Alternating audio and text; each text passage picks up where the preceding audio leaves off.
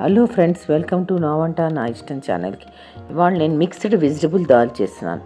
దానికి first gas stove వెలిగించుకుని cooker పెట్టుకుని కావలసినంత నూనె పోసుకుని ఆవాలు, జీలకర్ర, ఇంగువ, పచ్చిమిరపకాయలు పోపు పెట్టుకుని అందులో ఆ పోపు వేగిన తర్వాత పసుపు వేసి కలిపి అందులో ఉల్లిపాయలు వేసి చక్కగా వేయించండి.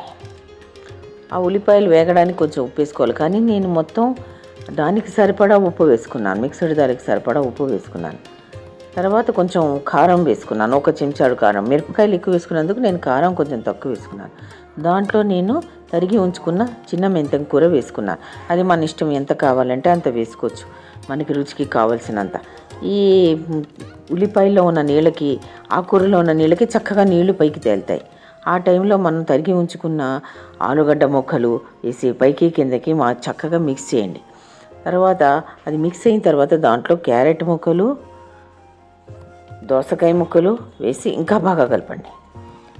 ఈ కూరలే కాదు, మా ఇంట్లో ఈ కూరలు ఉన్నాయని ఈ కూరలు వేసుకున్నాను. మీ దగ్గర ఎన్ని కూరలు ఉంటే అన్ని కూరలు వేసుకోవచ్చు. బీరకాయలు, ఆనపకాయలు, ఇలా. నేను దోసకాయ వేసాను నెక్స్ట్.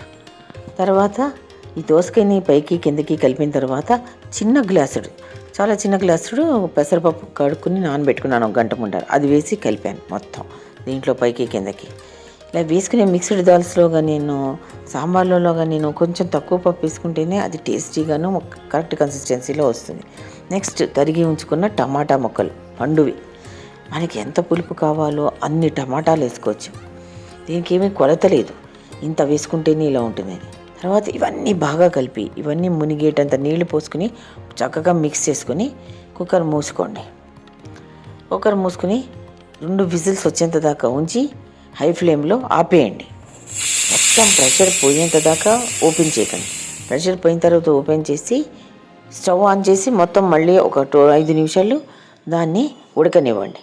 మనకి మిక్స్డ్ వెజిటబుల్ దాల్ రెడీ. దీన్ని పూరీలో గానీను ప్లెయిన్ రైస్లో కానీ చాలా బాగుంటుంది. మీకు కనుక నా వీడియో నచ్చినట్టయితే సబ్స్క్రైబ్ చేయండి, షేర్ చేయండి, లైక్ చేయండి. Thank you.